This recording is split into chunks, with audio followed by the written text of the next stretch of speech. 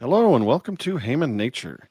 I am Adam Haman, and this week I'm going to bring you a conversation I had with Bob Murphy, the great economist you all know and love, and a former guest on the show, Domenic Scarcella, who is a fellow anarchist just like me, and unlike me, is very steeped in studying the Bible, and he has a very interesting and unique take on how that document, book, whatever you call it, how it supports, at least in the early days of the church, very strongly an anarchist society and opposes statism on all fronts.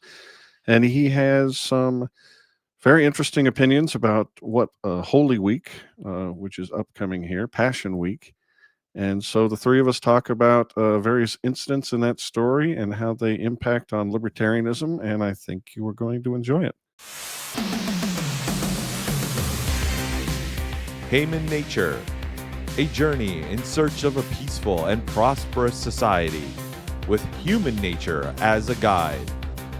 Led by your host, Adam Haman. Hi, Bob. Hey, Adam. I don't want to alarm you. There's somebody else in the room with us. Yeah, I don't want to alarm you, but we have an intruder.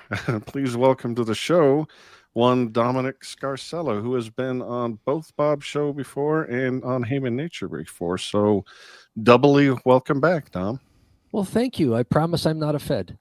That's what Which is exactly what a Fed would say. So I realize there's a danger there. We determine much later on in the evening when the party starts whether you're a Fed or not. We have our ways. And we are going to have to inspect you for tattoos. That's right. Tramp stamps only.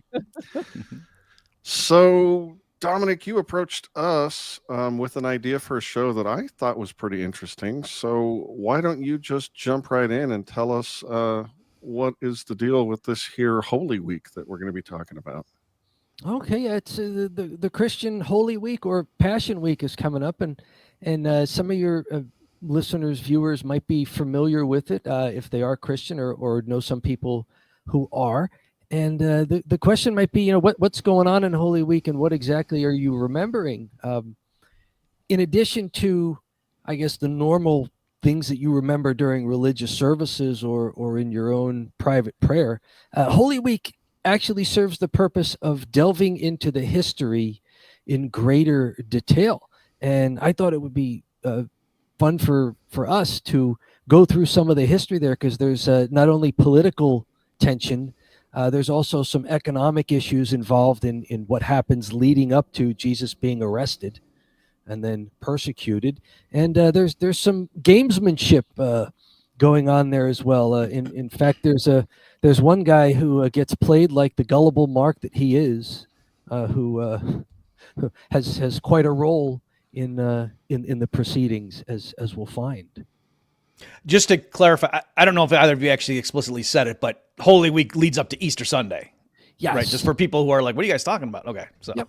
It leads right up to Easter Sunday. So there's the celebrations leading up to what the Christians would celebrate in Easter, the Paschal weekend.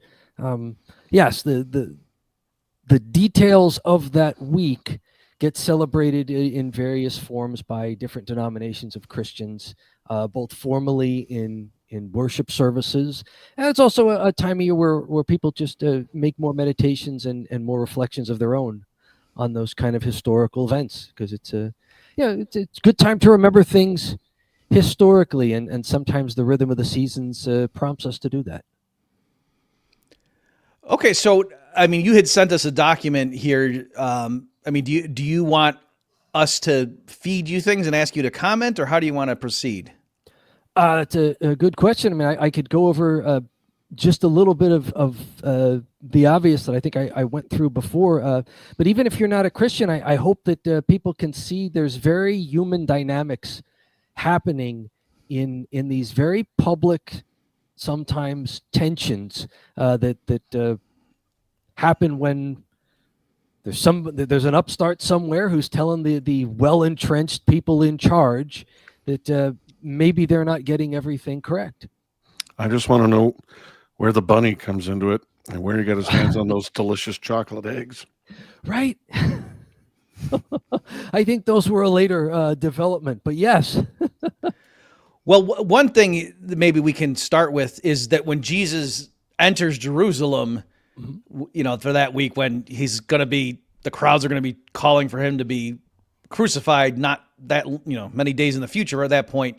It's not like he just comes in at night sneaking in because the crowds are so against him. They hail him as the king and so forth, and Hosanna. And so can you just maybe explain, like, just to make sure people understand this contrast, and this week kind of encapsulates the human experience and what humans are capable of? Sure. I think we saw a lot of this, unfortunately, during the COVID debacle, where the political messaging, and depending on who was saying it, was able to change vast numbers of people's minds very quickly, for no reason other than the crowd was doing it. And so I'm going to do it too. So Jesus enters Jerusalem about a week before all this stuff goes down, even within a week. And yeah, he shows up with some of his friends. I mean, they're not, showing up with the weapons and things to take over the place, but it's a group of people showing up to the area, which is not uncommon. The Passover feast for the Israelites is approaching as well. And Jerusalem, that can be sort of a pilgrimage holiday. So there would be people entering Jerusalem anyway. Jesus shows up, and people get word of it because he's been there for a little more than 2 years in and out of Jerusalem preaching. So it's not like he's totally new to people there. So people have had some time to form their opinions of him. And it's almost like, okay, this celebrity is showing up. And so people are excited that the celebrity's there. And I think that's a lot of the adulation that initially happens for Jesus, because as we find out in a few days, it's a very shallow adulation. It can apparently be turned very quickly, at the snap of a finger, or turning a dial somewhere, where other leaders get together and suddenly turn people on Jesus. It's like, none of the Democrats wanted to take the Trump vaccine until Trump was out of office, and suddenly it became, everybody take the Trump vaccine, that we won't call the Trump vaccine anymore. And it was amazing to watch people flip their opinions completely around when nothing else happened other than leaders were telling you it's okay now, and other leaders were perhaps shunned aside. So we can see this stuff happening now, and maybe people can make a connection and say, man, I just lived through something just like this. Yeah, I think that's a function of our species. Yeah, we right. are very hierarchical, and part of what got us here is we trust people that are above us. I mean, for good or for ill, we're sort of hardwired. Forgive just a super naive question from the non-biblical guy here, but is it an element of this story that Jesus knows what's about to go down over the next week? Yes, there Yeah. is. For Christians, yes. I mean, we believe that Jesus knows what's going to happen, and he does it anyway. And that's part for Christian believers. That's part of the mystery. As it unfolds, is that not only does God as man know that this is going to happen, but he goes through it, and at no point does he kind of weasel his way out of it. Mm-hmm. Like he physically is beaten up pretty badly by the cops, and then he is executed the way that Romans execute undesirables in the territories that they occupy, in a very cruel manner. It's meant to be cruel. And there are all sorts of people taking advantage of Jesus's human nature, his human form, is his humanity. And although Jesus knows what they're going to do, he does not, in a sense, use it against them, nor does he weasel his way out of it. But yes, there's an element of courage to it too. It's easy to pass away and say, oh, well, he's God, so like, what does he have to fear? But as someone who has submitted to the human condition, it's almost worse, right? Like, I don't know when bad things are going to happen to me, and I think that's better, because I would probably freak out all the time if I knew even if I knew, like, an hour from now I'm going to stub my toe. For the next hour, I would be on pins and needles all the time, wondering where is my foot going and what else is there. Like you would almost rather not know these things. That reminds me of the Stephen Wright joke. Okay. The other night, my wife sat up in bed and said, if you could know the exact time and nature of your death, would you want to know? I said, no, of course not. And she said, oh, then never mind.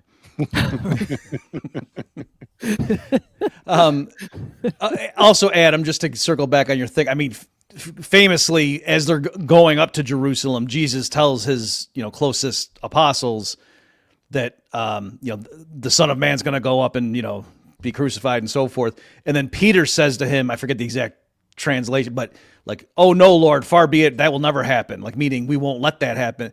And then Jesus says to him, get behind me, Satan. Meaning, like, that's Satan talking through you, telling me that I shouldn't go up to Jerusalem and let myself be killed. Because Jesus, not only does he know what's going to happen, he understands the point of it, that this is the way we're going to save humanity. Whereas, to his apostles. So that's the thing. Even the people who thought he was the Messiah, they thought he was like a political liberator, like King David coming back or something, and was going to kick the Romans out. They didn't think, oh yeah, the Messiah is going to come and the Romans are going to brutally torture him and murder him, but then he's going to come back from the dead, and then we're going to be like, oh yeah, he's cool. Like, they didn't think that was going to happen. Like, no, he's going to liberate us. If he gets crucified, that means he lost. Mm-hmm. Yeah, I got to forgive them for that. They're just going with the odds. There's also there's also the element that when Jesus enters Jerusalem, there still might be some people expecting the military conquest. So he enters, and maybe some people are still expecting, Bob, what you just described as that kind of Messiah. And then after a few days, when it becomes apparent he's not doing that, people are like, oh, what a letdown. Okay, so that could partly explain why the crowd may have, it'd be easier to flip them on him. That sure. Like if we get deceived not because what happens is true or false, but because whether or not it meets with our expectations. Yeah. Like, people can be deceived by truth. This goes to the whole question in Christianity, like, can God deceive us? And the question is, well, the better question is, can you be deceived by God? And the answer, of course, is yes. If God reveals truth to you, but you're expecting something else, then you will be deceived. But that's not the divine's fault. That's on you for jumping the gun on expectations and then not course correcting quickly enough when the reality, the evidence of reality, is presented to you.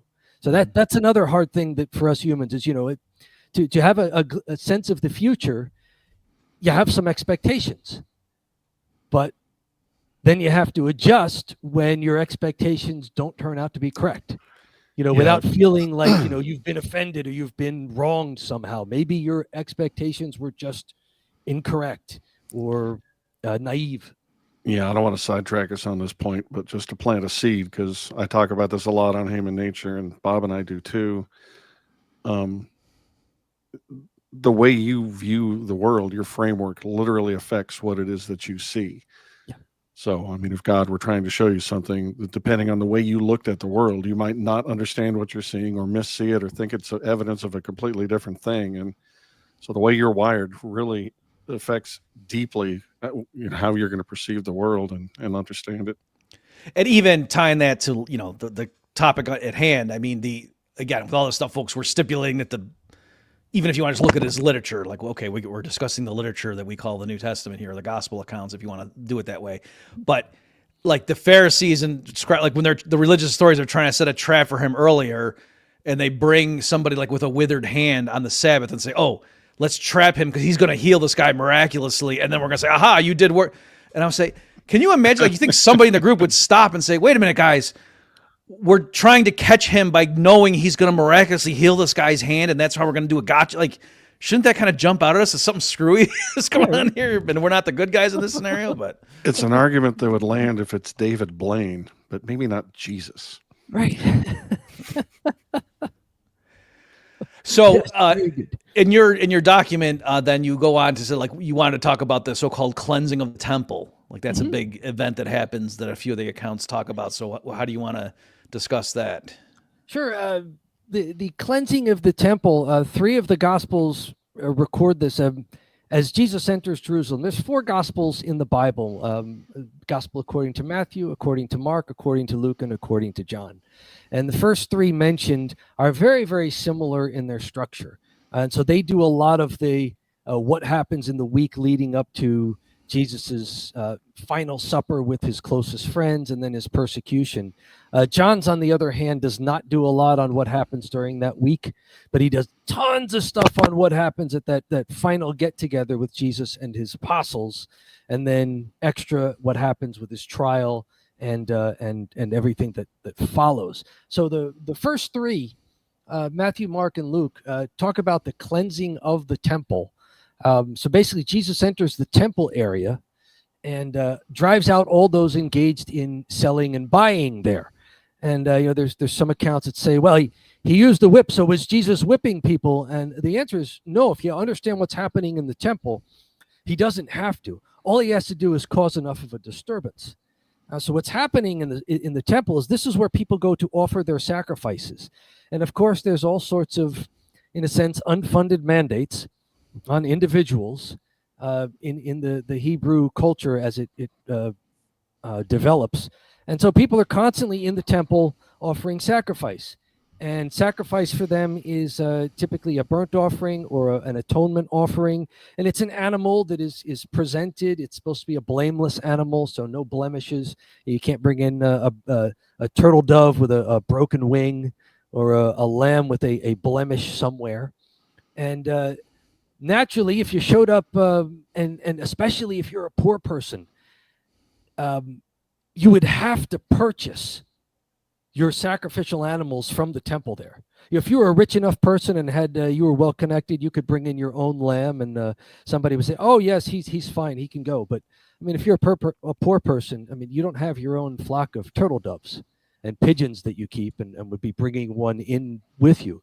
So you go into the temple, you have to purchase some of these animals here in order to stay on the good side of the citizenship here. And so whether it's lambs, smaller animals, pigeons and turtle doves, smaller birds, all Jesus has to do is get a whip and crack it and startle the animals. And then once the animals startle, the humans, oh my goodness, they freak out. A little bit of chaos here. Now the humans get up and they're trying to corral the animals, and now Jesus at the empty tables can toss them over and make the big scene when everybody gets themselves back together. So that's one thing, the notion that there's something unseemly about the way these payment sacrifices are handled. And this is the kind of thing that Jesus's family would have went through when he was an infant. The Gospel of Luke records his parents, Joseph and Mary, bringing him to the temple to offer the sacrifice that was necessary for a woman who gave birth to a son. And of course, Joseph and Mary being poor, they have to offer the 2 turtle doves rather than a lamb and a turtle dove. And you can just imagine showing up and somebody saying, you're at the DMV. Okay, 1 lamb, 1 turtle dove, move on over to the next window. And Joseph having to say, we can't afford that. What do you mean you can't afford that? I'm sorry. We can't afford that.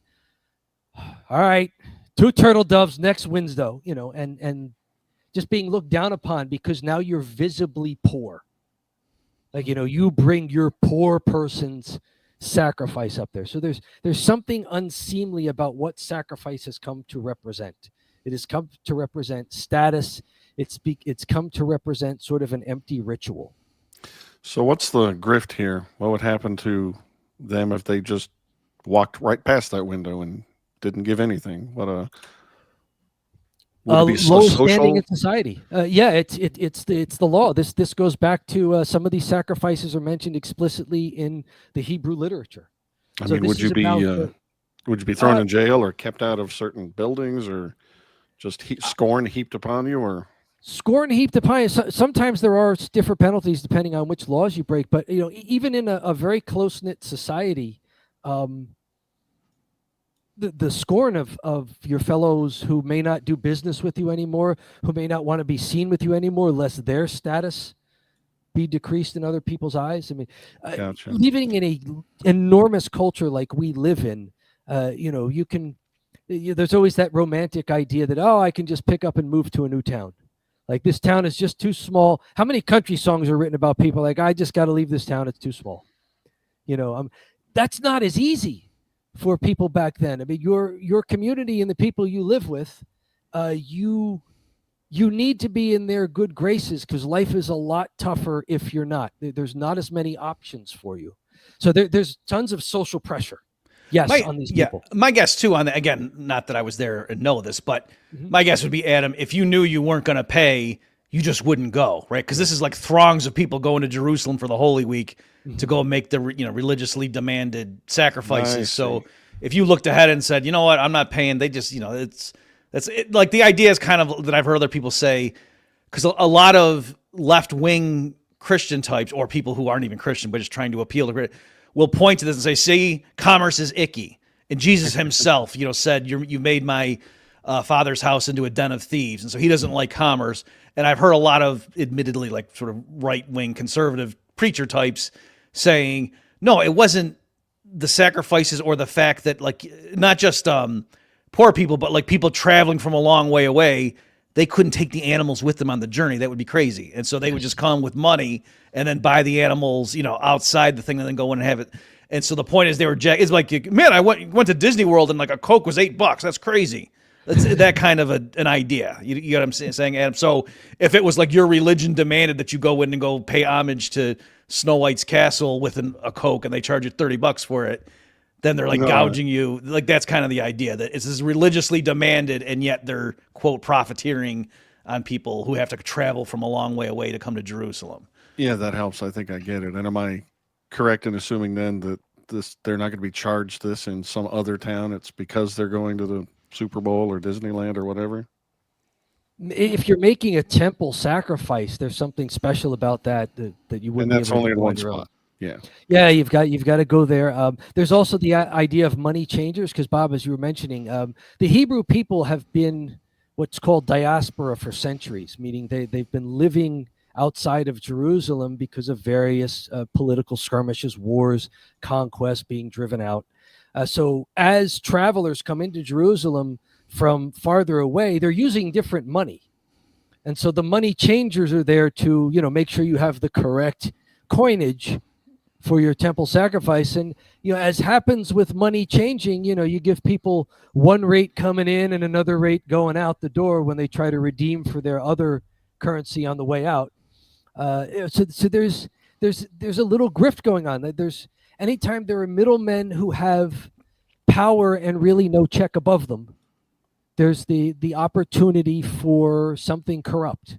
And that's specifically like talking about the money changers. So yeah, thanks, Yes. Dominic, for reminding me that's really, the thing that Adam, like he's saying, it was like, oh, if you got to pay the temple tax, they don't only accept it in a certain form. And so people from abroad, a long ways over coming up and they have their own local money, they got to change it. And so the idea was that, yes, you were not getting the best exchange rate on those deals. And inefficient or not enough competition on the bid-ask spread for the... Right. So as an economist, I can't come in and tell you, was Jesus just talking about the market here's not efficient, or, was it commerce per se that was icky?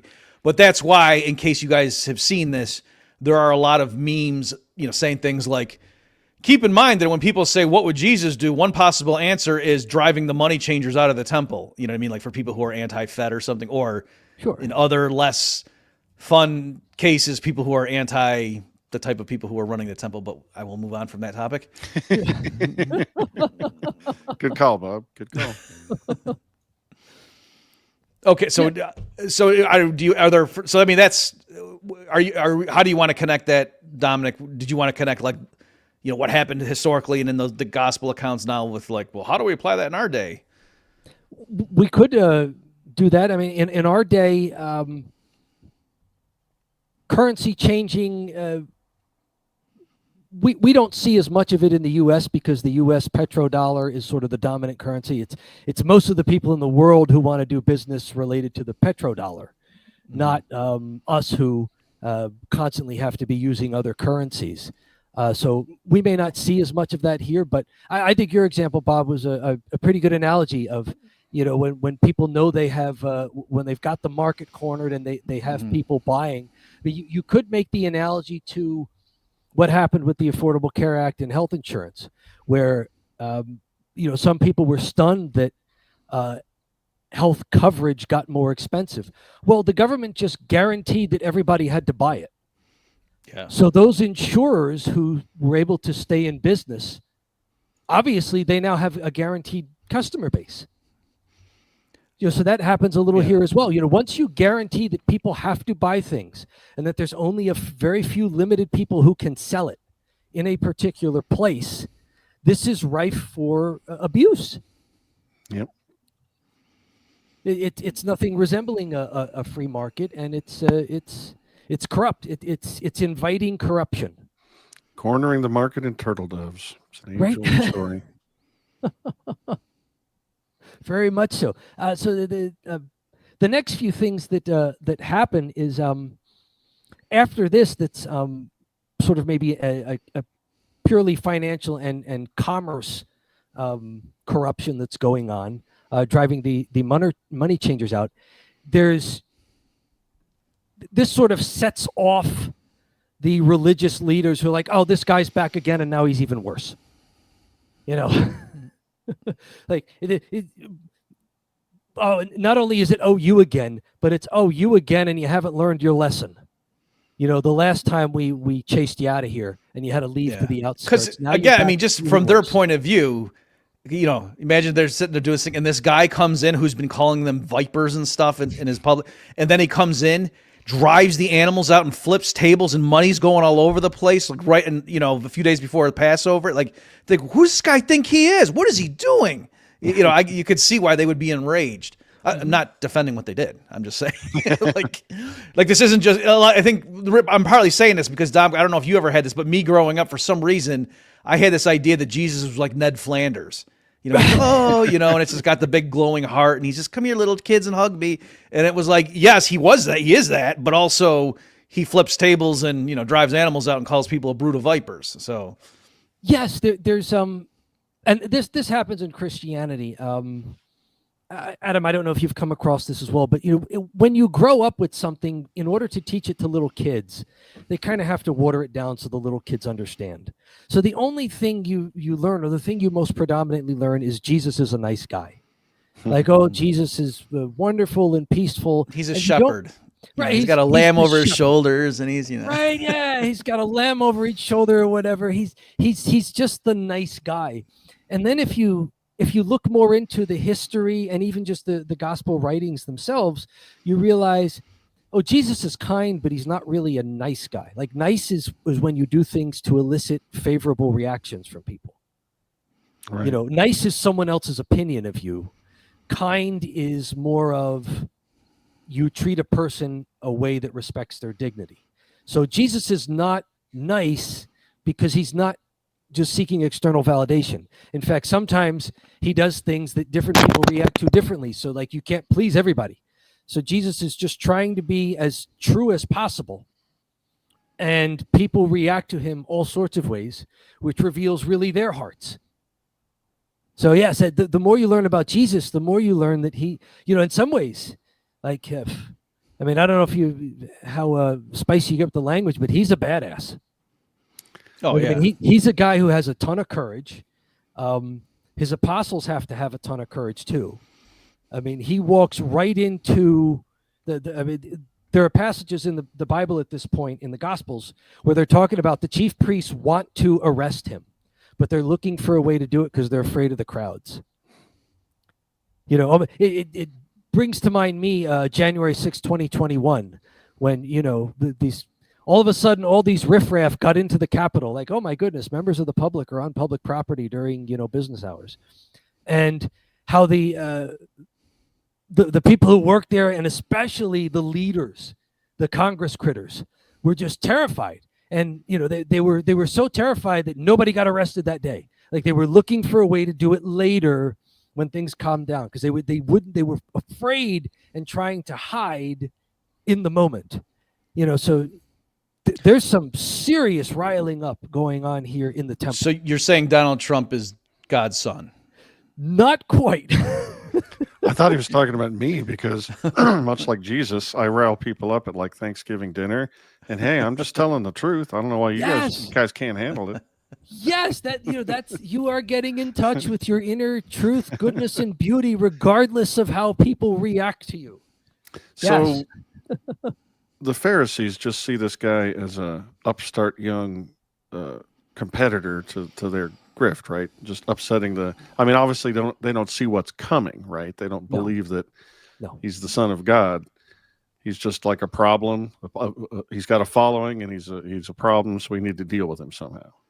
Yes, he's a problem. They have a following, and what they're going to learn very quickly as they try to confront him over these few days is that Jesus is he's almost not playing the same game they are. Because one of the things that I do when I either writing or teaching or speaking about these things is that I stress to people that if Jesus were basically exactly like the religious leaders, but with maybe a different angle, maybe just from a different political party, quote unquote, they would know what to do with him. Right? As long as he's on the same ball field that they are, playing with the same deck of cards, playing by the same guidelines and with the same aims, they would know what to do with him. But when it becomes apparent that Jesus is playing a different game, they don't know what to do with him. Now it's chaos. And so the only thing at their disposal is, when all you've got is a hammer, everything's a nail, is to persecute this guy. Because once they find out that they can't just go head to head with him logically, verbal sparring, they can't go head to head with him as far as interpreting the law and interpreting the prophets and having everybody just say, oh, yes, our current leaders are all so brilliant and this upstart guy is such a moron. Like, that doesn't really happen. And so the tension comes from the fact that as they try and use the tools at their disposal against Jesus, none of them work. And now what? It's something maybe that we go through as, I'm an anarchist, and you guys are probably pretty close to that as well, if not. And whenever you talk to somebody who's either on the left or on the right, they keep wanting to fit you somewhere on their political spectrum. And if they're on the left and you're not agreeing with them, like, oh, so you're a right winger.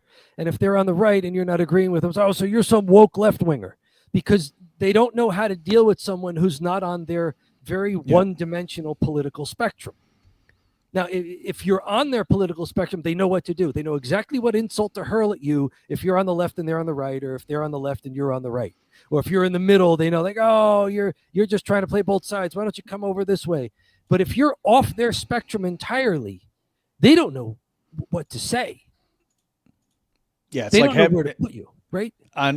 Through both when I would write articles for like LouRockwell.com back in the day, that during the George W. Bush years, some angry people would, not like LRC regulars, but like, others would see it, would write me emails confidently telling me about how I must have supported Bill Clinton and he was a bad guy and stuff. And it's like, no, I didn't support Bill Clinton. And then later when Obama came in, people confidently were, telling me that, oh yeah, I bet you didn't say anything when George Bush was, rendering people to, death camps or whatever. And I was like, I was, so they couldn't conceive that if you're criticizing the current guy, it must be because you're, not from the other party.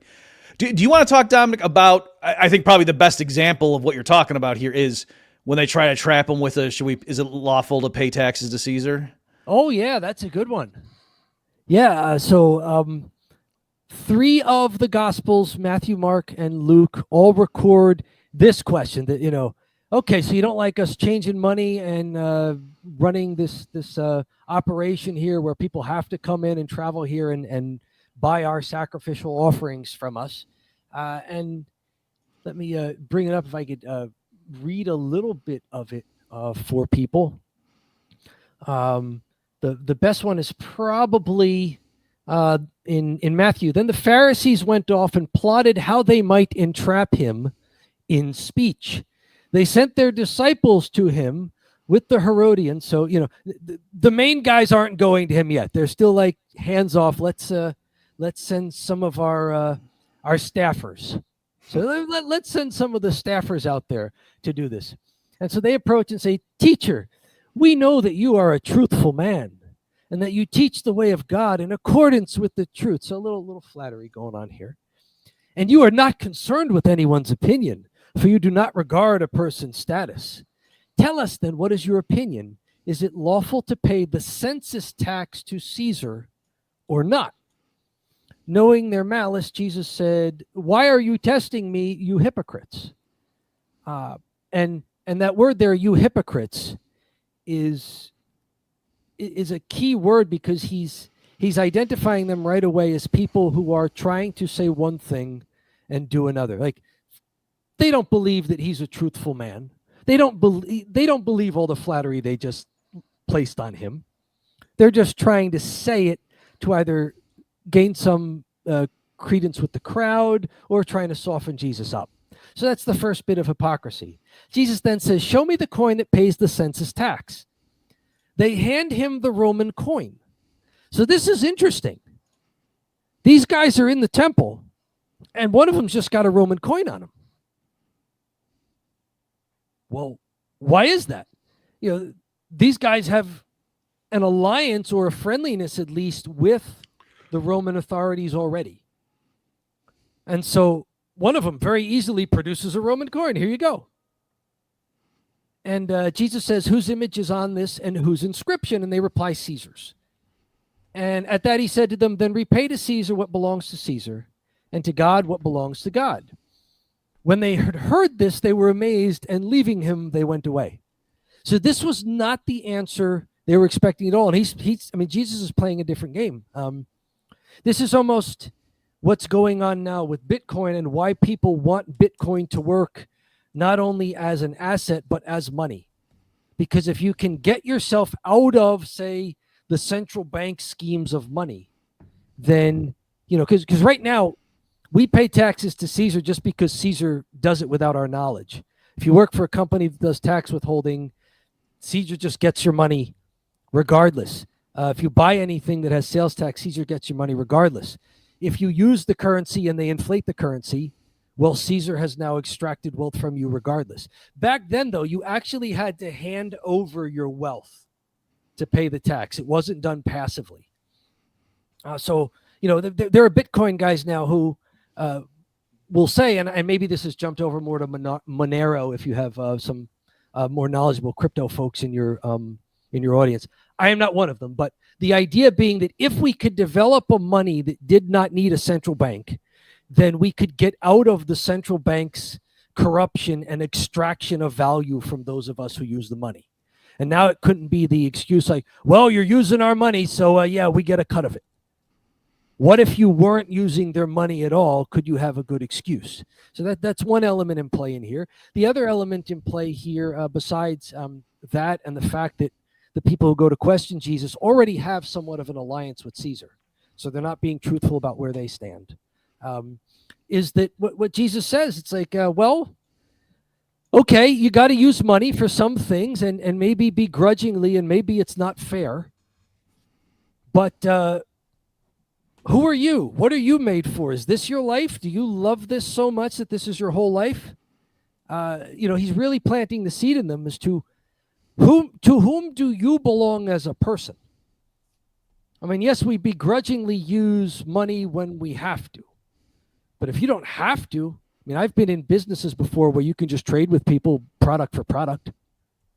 You don't have to use the money, and you still have a respect for the exchange. You still have a respect for the other party you're trading with there. So, there's a lot going on here besides just the punchline of, they tried to do a gotcha with Jesus and Jesus turned it on them.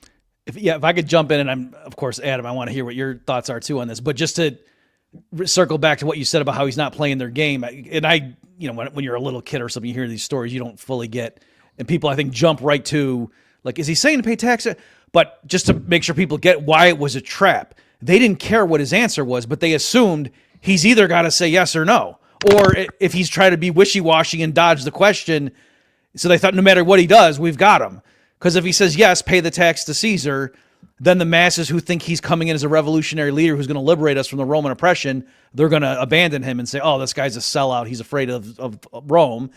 If he says don't pay it, then they're just going to go to the Romans and say, hey, he's openly saying don't pay taxes to Caesar. You got to arrest this guy, and they would have.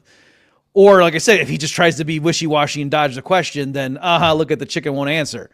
So no matter what he does, then what does he do? He says, pay to Caesar what is Caesar's and pay to God's what is God's. That's a tautology. How could anyone argue with that statement? And yet it's not obvious what his actual answer was. And, they're all kind of just dumbfounded. And then like Dominic's saying, he kind of zinged them by making them, almost tricking them. Like, hey, you got a Roman coin on you? And like, oh yeah, right here.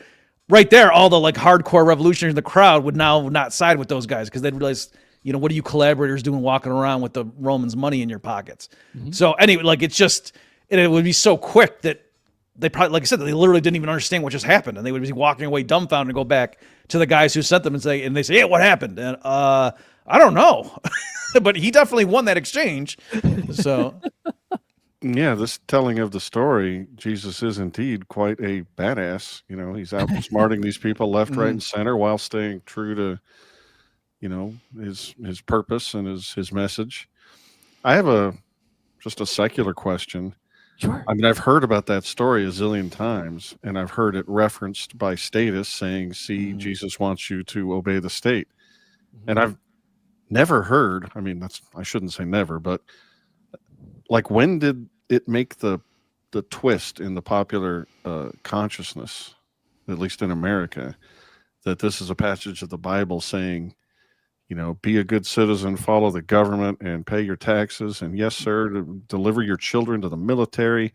I mean, when did that switch take place, and how many Christians would you say as a percentage view this passage the way you two are presenting it, as opposed to the percentage that means you need to worship Joe Biden and now Trump? Bob, do you have more history of the U.S. there and when it happened? Because I will go back to pre-U.S. I think this change happened. It was pretty clear that it happened even before European exploration to the New World. It happened in Europe and in other parts of but way back when, people reading the Bible got it, right? They didn't just miss this whole slick move that he did. I mean, yeah, you can't write that story and not get what he's doing there.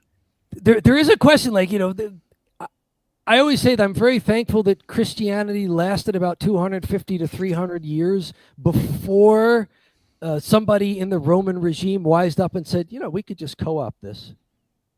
And there came Constantine and the cronies within the church who sided with Constantine.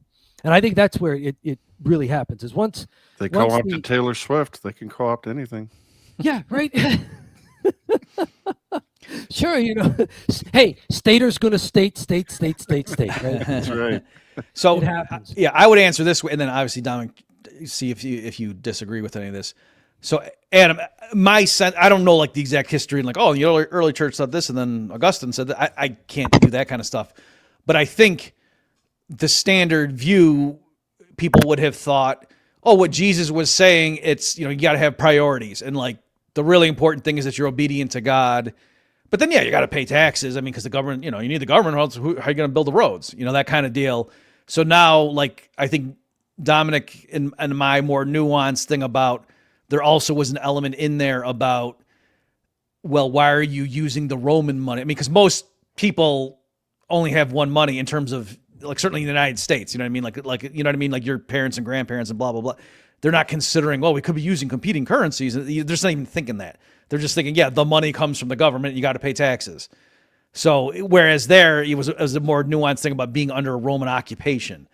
So it's a little bit tricky. You know what I mean? Like, I don't know, what did they think in Vichy, France? Should we pay the marks to the Third Reich or something? I don't know how it would have been viewed there. So I'm saying there's a lot of cultural specific things going on. And when this story unfolded, that would not have translated later on to, like, Americans in the year 1850, where they just would have thought, you got to pay taxes to the U.S. government. But if the government told you to do something that was clearly immoral, like to say you got to worship Muhammad, you wouldn't do that because God's first. I think that's kind of the way they would do it. So it wasn't so much like a pro-state, yes, the state's awesome. It was just more like as it says, the things that God, demands you owe to him, and then the stuff, that mundane stuff about paying taxes for government services. You got to be a good citizen. I think when that's how they would do it. That story, I was a kid, probably teenager, and so I was just thinking, he's saying, well, go ahead and pay over to this guy whatever the hordes of men in armor and with swords are demanding of you, because otherwise they'll kill you. I mean, I always assumed he was just making the point, you don't have to get killed by a tax collector just to be true to this religion or something like that. I think another point that's going on in the passage is that he's basically explaining to people that Caesar has a price. Mm. You know, you want an alliance with Caesar? Caesar has a price. You're going to have to pay it. You know, do you want that alliance? Bob, you mentioned Augustine, and I don't have the an exact knowledge of this, but Augustine, I think, wrote about the city of God and then sort of the earthly city. So even in the 4th century, Christians are making this kind of separation between heaven and earth. Like, there are things that we do on earth that they make sense on earth, so yes, we should do them, and we have a duty to do them, even if they're not heavenly. So that becomes how government gets justified. It's like, okay, well, yeah, heaven, that's for later. A lot of this, fairness stuff, that's for later. For now, we deal with stuff here. And there becomes sort of a nobility to the state, the grandeur of like you said before, hierarchy. Like, that's just how we are wired as humans. So I think it becomes very easy. I think it's remarkably easy for the incentives surrounding Christianity to be flipped. You know, up until Constantine, to self-identify as Christian, especially if anybody else would find out publicly, was to set yourself up to be an outcast. And so the incentive was that there was something that meant more to you than your social status. There was something that meant more to you than even your, in some regard, your safety, depending on who found out and how strongly they felt against you. Once Constantine and Constantine's buddies within the church hierarchy get together, the incentives completely flip. Now, if you self-identify as a Christian, you get stuff. Now you get greater social status. Now you get more opportunities. Now you may get more riches. Now you are more well liked by people. And if you don't identify as a Christian, well, now you're the outcast. And we see that all through Europe's history for centuries upon centuries. Like, if you had to be Christian in order to be part of society. You had to identify outwardly as Christian to be part of society. So I think that by the time European exploration of the Americas happens, that's all there. Like the Pilgrims, they were not seeking religious freedom when they sailed over here. They were just tired of being the guys who were picked on. They were searching for a place where they could be the big shots. Yeah. They sailed over so they could be the big shots. Yeah, I'm glad you said that, But that Dominic. stylized fish in the yellow pages, so everybody knows who's who and what's what. That is how, they were not coming over so we could have religious tolerance and everything. I was like, no, we have the right religion. Everyone else is going to hell, and we got to come over here so we can practice the right religion. So we could be the big shots, and we can enforce on the people. Now you've got Salem witch trials and stuff. So it like religious freedom is either a very, very old idea going back to the early church, or it's a very, very new idea with modern tolerance. It's not an idea that was believed or practiced for most of human history in just about anywhere in the world. So through our modern lens, it seems strange, but for most of human history, including most of, sadly, Christendom, as it's called, when Christians took over and became the dominant ordering method for societies throughout Europe, sadly, it's not as unusual as, a few anarchists on a Zoom call in 2025. Yeah, it would seem to us, right? Just give us time, Dom. Give us time. Give us time, right? Yeah. Hey, so I'm looking at the clock here, and I know you do you want to speak about Judas just to make sure we don't have to skip over that quickly? Sure. There are other. Do you think he gets a bad rap? I think Judas is very misunderstood, and not that I'm going to make him out to be a sympathetic figure too much. He's part of God's plan too, right? Well, God has what we call a permissive will and and an actual will. So there are things that God wants to happen, and there are things that God allows to happen. And because God gives us free will, the mistakes we make are God allows it because free will is a good enough good that even if we screw it up, it's worth having. Like, for instance, Christians, we have a concept of sin. Sin is a turning away from God. So obviously not everything that happens is God's plan, because then sin could not exist. You know, Bob, you brought up tautology before. I mean, if you define everything as in accord with God's plan, then nothing can be against God's plan. And if sin is against God's plan, then sin can't exist.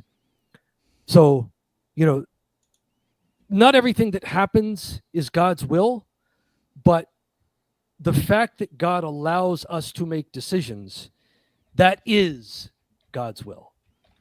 And if we make mistakes, like, God tolerates us. So Judas makes some mistakes here. I don't know that Judas had to, and I wrote a book called Good Neighbor, Bad Citizen, where I do the thought experiment. Does all this have to happen for God to show humans a better way and redeem our nature? And I would say theoretically no. But control coveting, violent, law and order humans wouldn't let it be any other way. So Judas is scripturally, the Pharisees and the chief priests are already planning to arrest Jesus and get rid of him. They don't need Judas to do that. So when Judas shows up to them trying to arrange a meeting, because Judas is naive. Judas is what I call the good citizen. He's the only good citizen among the apostles. Judas wants Jesus and the chief priests and Pharisees and scribes to get along better, because it will be more lucrative for all of them. Like, stop with so much of the animosity. You guys, it'd be so much better if, you know, you had an arrangement with each other. So Judas is trying to be the middleman here, the broker. Hey, hang on. Let me just. Go ahead. I know we talked about your book. I don't remember this element because I don't even know that this thesis has ever occurred to me. Now, if I go review the tapes and we talked about this, I have a bad memory. It's in the back. You're saying you don't think. I'm not challenging you. I just want to clarify. You don't think Judas, when he went to them and said, "Hey, I'm going to point," because the issue is, Adam, they don't know who Jesus is. Like, it's not like they just go look him up as Wikipedia article. You know, they don't know what he looks like. So he's saying, "I'll lead your people there, and I'll go and give him a kiss, so you know who. You know, you can be sure you got the right guy." And then they're going to give him money. And you're saying, Dominic, you think Judas didn't realize what they were going to do with him? Yes, because once Judas finds out what they're doing with him, Judas is distraught, tries to return the money. I mean, I knew that. I just thought Yes. he realized, what have I done? Like, I didn't realize you thought he meant like, oh, no, I didn't know they were going to do that. I thought they were just going to yell at him. He's trying to arrange a meeting. Judas wants them to get along. Okay. He's the good citizen. The reason why Judas is advantageous to the chief priests in arresting Jesus is because, remember, they keep wanting to arrest Jesus, but whenever he's out in public in the daylight, there's so many supporters around him that they're afraid to do it. So they keep looking for a way to arrest him where they won't have to fight off crowds of their own people who are against them.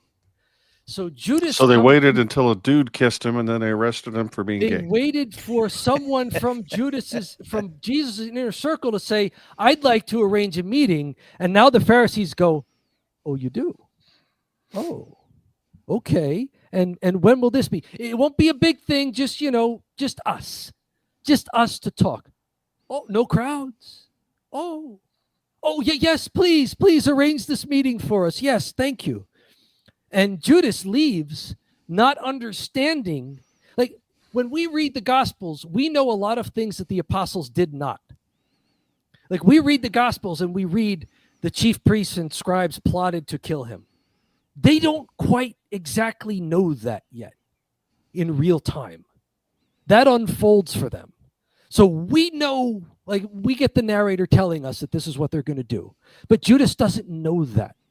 So Judas thinks, all right, when the Last Supper happens and Judas is fed up that Jesus is not, being any nicer to the Pharisees, Judas leaves the supper, goes to the Pharisees and said, "Look, he's having a dinner. I'll show you where he is. There's no big crowds. It's already night. Come with me. It's dark, I know. I'll point him out to you. Just bring your guys. And they do it.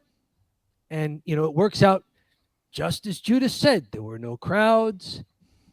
He pointed them out, even though it was dark, so they know which one to apprehend. And they did it. And it's not until later that Judas realizes, oh my goodness, they don't want a meeting. They want to arrest this guy and turn him into the worst criminal. And then when Jesus is finally killed, it's like, what? Yeah, Bob, it becomes a what have I done? What have I done? Judas is naive. But the reason why he doesn't get a pass is because he's been trying to get Jesus to fit in with the authorities the whole time. And that, more than anything to Jesus, is a no-go zone. There's another parable. I don't know if either of you heard this, because it has become popular in just secular culture as well. Is the new wine will not fit in the old wineskins. Mm-hmm. The new wine in the old wineskins. The way their society is structured, that's the old wineskin. Jesus will not fit. Judas is trying to make it fit. And he's been doing this, kind of plotting it the whole time. At what point in the story is it that Jesus takes Judas into the rowboat and rows him out to the middle of the lake and has that conversation where he says, I knew it was you the whole... When does that happen? During the Last Supper, Jesus says, one of you will betray me. And yes, dips his... Yep, that's it. Well, that's what I was going to ask you, Dom, just to push back a little bit. I mean, so what... Again, I'll just say my piece, and then you can respond. I like the open airing of different views here. Sure. I mean, again, Jesus repeatedly told his apostles, I'm going to go up to Jerusalem. The Son of Man's going to, so the scriptures may be fulfilled. I mean, he's telling them they're going to kill me. Mm-hmm. So if you're saying Judas didn't think they were going to kill him, it's not only that he misread them, he thought Jesus is an idiot. And then also, like I said, at the Last Supper, when Jesus says, one of you will betray me, and he says, oh, who? Not me, surely. You're saying he earnestly meant not me, because he's thinking, no, I'm just setting up a sit down with you. I'm not betraying you. What are you talking about? Yes. See, this is the thing. You're a good defense lawyer. I like it. Here you go. It is worse to be antichrist than contra Christ. Contra Christ is the honest opponent.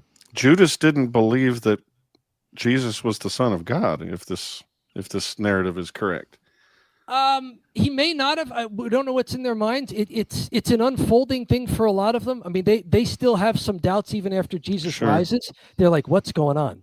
But Judas is the imposter. Like, that's what anti means. It doesn't mean against, even though we've used it for that. The Antichrist is the imposter. Judas is sort of the double agent here. So that's why it's a worse betrayal to be the imposter than it is to be the honest opponent. So Judas doesn't realize that he doesn't think what he's doing is betraying. He thinks what he's doing is going to take the best parts of Jesus and the best parts of the state and put them together into this glorious Christian nationalism. To go back to the Godfather analogy, that actually is because Fredo, in his mind, somehow convinced himself when he went to the other mob boss that he wasn't setting his brother up to get killed. No, he just thought, no, Michael, I just trying to help. I was trying to get paid. I'm smart. I can do things. I'm smart. So Judas is Fredo. Yes. Yeah, he doesn't know what's happening. He is not fully aware of the implications of his actions. Right, and then Jesus says, "And you believed him?" Yeah. So yes, I have another. Judas gets played like a fiddle by the Pharisees. Like, he just hand delivers Jesus. As these Pharisees are trying to figure out, how are we going to make this arrest in a way that doesn't endanger us? Here comes Judas strolling right into their office. And he wasn't tipped off when guys with like a whole crowd of guys with clubs and stuff are coming with him. Like, yeah, we're just gonna, they were dressed Uber. They were dressed as waiters. It's night. We're in Roman occupied territory. We're going to have our temple guards with us. We're going to have our guys with you. I mean, I guess psychologically, right. I mean, what would the devil have to do to you to get you to sell the guy you've seen raise Lazarus from the dead to then for 30 pieces of silver go talk to, I guess who knows what kind of story you'd be telling yourself to get, for your body to go through those motions. So yeah, maybe that is the way that the devil got him to do it. Yes, going back to even the old myth of the Garden of Eden, evil rarely shows up as obvious violent evil. Evil shows up as a shortcut to order and control. So the way, quote unquote, the devil gets you is by making you think that what you're doing is going to restore order. It's going to bring things under control. It's good. It plays on the primitive psyche. But that path leads to evil because now you start justifying all sorts of things to get there. Now you start justifying imposing on people to get there. Now you start justifying little bits of harm that then become bigger bits of harm on people in order to get there. So yes, the devil that gets into Judas tells him, it's pretty good now, but what's with all this turmoil? What's with all this animosity? Wouldn't it be better if there was less animosity? Judas, you can help make that a reality. Just go to the temple guards, go to the chief priests, and offer to arrange a meeting. You'll be the hero. You'll be Bob, the one that brought them together. It reminds me of a conversation you and I just had recently, Bob, where, talking about game theory and, should you just follow a simple set of rules or should you try to evaluate whether you actually are going to make the world a better place or your own circumstances a better place by stealing the wallet or doing whatever, telling a lie. Mm-hmm. And as Dom's pointing out with this story, the world's an awful complicated place, and you're probably not going to be able to figure out exactly how all the dominoes are going to fall if, when you do disreputable things, immoral things. So it really is a pretty nice, handy heuristic to just do the right thing, even if you don't really understand how complex the world is. Well, we just don't rat out on our friends for 30 pieces of silver. Mm-hmm. So we don't lie and we don't cheat and we don't steal. And that, in general, will be the right course of action in enough of the use cases you're going to come across in these 70 years of your life or whatever, that's probably just the simpler way to live and the better way to live. It also shows who Judas may still be following the chief priests and the scribes and the Pharisees. He may still be, very much, I call him the good citizen. He's following them because he goes to the Pharisees to set up the meeting like he's going to surprise Jesus. If Jesus is going to be like, oh, what a great thing you've done by bringing us here. Or maybe he's going to say, Jesus is going to say, well, I wasn't going to do this myself, but now that you've brought us together, sure, let's sit down and talk. Because Judas has seen Jesus meet with all sorts of people before who don't necessarily agree with Jesus. Mm-hmm. He's seen this before. He's seen Jesus dine with Pharisees in their homes. He's seen them dine with tax collectors and sinners. He has seen Jesus not necessarily shun people before. So for Judas, it's like, things would be better if we got together and could work something out. I'm going to make that happen. Can I ask Dom, did you read someone else with that theory, or is that your own? And I'm not saying that like accuse it in an accusing way. I'm just literally asking you. I did not read that explicitly, but it's just going through the gospel passage of how Judas acts up to that point, and then how he acts when he realizes what has happened. I mean, it's not like pro wrestling where the Pharisees come out and kill Jesus and Judas rips off the mask. It's like Judas rips off the mask, like, oh, Judas was on their side all along. Like Judas is conflicted here. He was trying to play both sides, and he wound up playing for neither side in the end. I mean, for example, Dante places Judas like in the lowest level of hell, like the worst punishment conceivable is like Judas is the worst person who's ever lived, as far as Dante is concerned. So is that consistent with your view? And you're saying, yes, that the devil can trick you into doing the worst thing in human history with this technique, or you think, no, Dante and I are disagreed. Like Dante really thinks he utterly betrayed Jesus, even like he knew full well he was turning him over to his death at that point, and he didn't care because he was mad about Jesus letting that lady like wash his feet with the perfume. And so, there were a few occasions leading up to this where it's clear Judas doesn't like what's going on. Yeah, Judas has it, but it's clear that there are other apostles who are confused or disagreeable. Also, it's not as if Judas is the only one. Right. Philip gets a bad rap at the Last Supper too. At one point Jesus says, "Philip, you've been with me for 3 years and you still don't understand this." Peter on and off through the Gospels. He called Peter Satan. Right, at one point, right after naming him the first pope, right, he calls him Satan. And I've made the point before that God chooses Judas to show us that even insiders can be very, very wrong. Like even bishops can be wrong. Judas is a bishop, just like the other apostles. Like even the highest ranking clergy can be wrong about things. I think a better question would be for Dante is, Dante, how are you so sure that that Judas plotted this from the beginning to be just this 100% ultimate betrayal who would wind up in the depths of hell? Because I think if you read the Gospels, Judas gets played. He's trying to play both sides, and in the end, he gets played, and he's distraught. Like the Gospels describe Judas as being very, very sad about what happens. Like this is not how he envisioned it. This was not Judas's expectation for how things could go down. Now, that does not excuse Judas, because, again, I think in Christianity, the worst thing you can do is try and turn Jesus into something else for some other purposes. So I think that's true. But like Adam, you were saying before, there's this notion in modern Western Christianity where the state and the church, they get along fine. You can be totally statist and be a good Christian.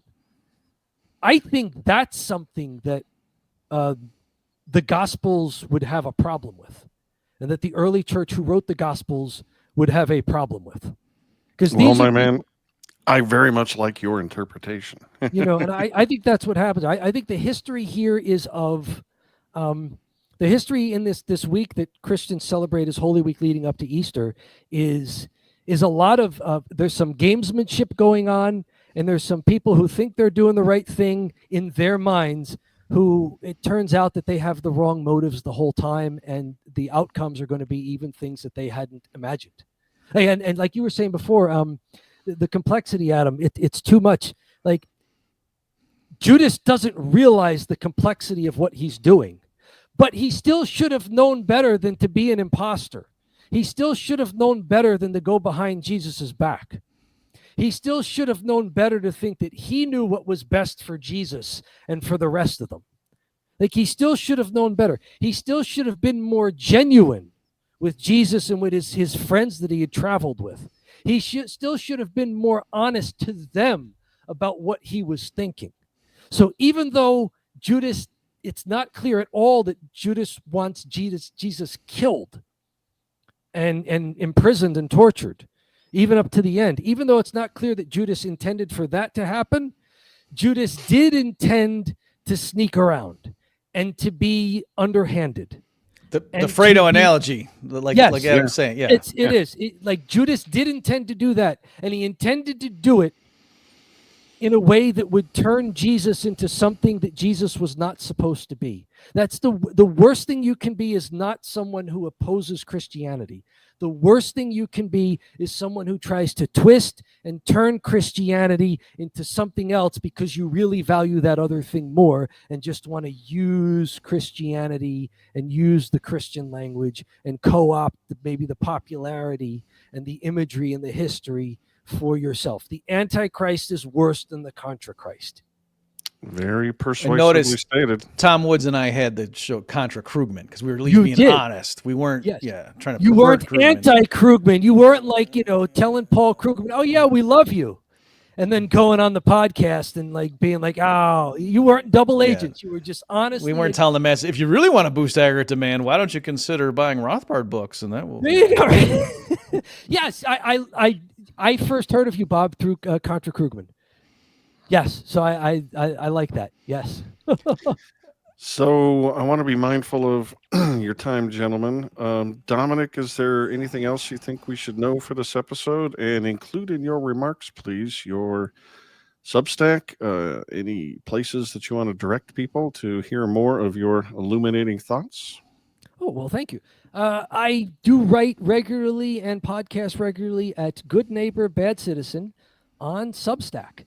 So look for me there. It's the same title as my book, Good Neighbor, Bad Citizen, which each of you were kind enough to review on your podcast with me. I thank you very much for those. I still get every now and then people referencing one of you because I appeared on your shows and got to talk with you gentlemen. So you can go there to find me on Amazon, Barnes & Noble, and Lulu for the book, Substack for the weekly writings and weekly solo podcasting that I do called the Sunday Buffet. Find me there. I am on X, but I'm not popular enough on X for it to matter. But I am there. I have not reached nearly the levels that you two have over on X, but I am there lurking every now and then. I'm barely there as well, but Bob is a warrior. Thank you, sir. Can I ask you a real quick one, Doc? Sure. How do you feel about Mel Gibson's The Passion of the Christ? Do you think that's a good movie for, certainly Catholics, but Christians in general, or do you have misgivings? I don't have misgivings about it. I think it's a good movie in the sense that it does what you were talking about, Bob, that when you're a kid, you get this idea that Jesus is a nice guy and maybe that the whole society is really nice and that, how did these things happen? And you almost don't question it. Mm-hmm. I think Mel Gibson's movie, more than anything, tries to make what happened to Jesus more real to people. Like, this is what life was like back then. Mm-hmm. And this was not some easy thing. Like, he got the heck beat out of him. There were screaming mobs who hated them. I think, and especially the big screen treatment of it, it kind of almost puts you there. Yeah. Like, you can feel the energy. If you've ever been in a crowd and just done what the crowd was doing, you can almost sense that from the way Mel Gibson made the film. And it is a brutal film because that's what this was. I mean, the Romans were trying to be cruel. This was something that they reserved for their occupied territories because it was so cruel. You wouldn't do this to a full-fledged Roman citizen, but to one of those losers that you were occupying in some other territory, sure, yeah, crucify him. Yeah. Torture To him make an and kill him that example way. to the rest of the people, like, hey, keep your head down. Yeah, that's why they make him carry his cross. It's a parade.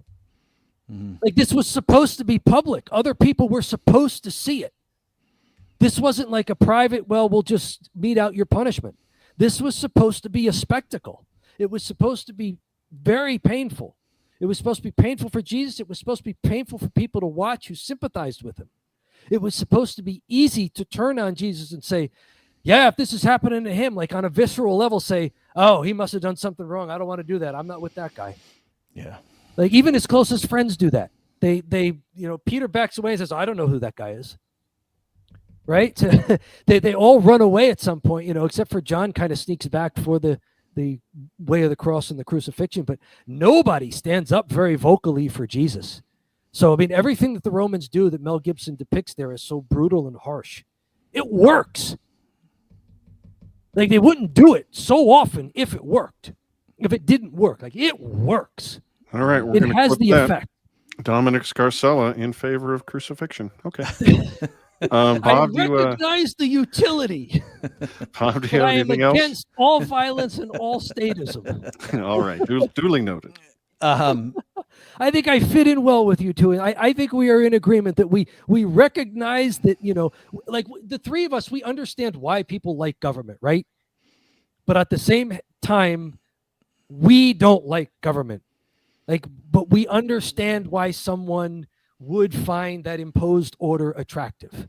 We understand why some people would find hierarchy attractive, even if it is imposed. We understand why people would find a mechanism that bestows status on people who comply, why that would be attractive, why external validation is attractive. So the three of us understand why these things happen and why they quote unquote work on many people. But at the same time, we evaluate them and analyze them and say, no, there's got to be a better way, whether it's because you're explicitly Christian or because you're simply a person who has explored virtue and human dignity, even without the Christian metaphysics involved in it, that we just understand there's got to be something better than that. Well said Yeah, again. I'm on board with that. So thanks, guys. Yeah, just in closing for me, thanks everybody for tuning in. I really enjoyed this conversation, guys, and I'm gonna have to think more about Judas. I was joking when I said to get a bad rap, and then you kind of made a case that he did. It's interesting. We're here to turn rocks over and see what's underneath them. Thank you, Domenic Scarcella, for joining us. If you're listening to this on Haman Nature or watching this on the YouTube, please go check out the Bob Murphy Show, bobmurphyshow.com. And if it's the other way around, please check out my YouTube at Haman Nature, Haman, or check out my Substack where I write. And my partner Tyrone and I put out bonus content. That's hamannature.substack.com. Thanks again, Bob, Dom. This is Adam Haman. We'll catch you next time.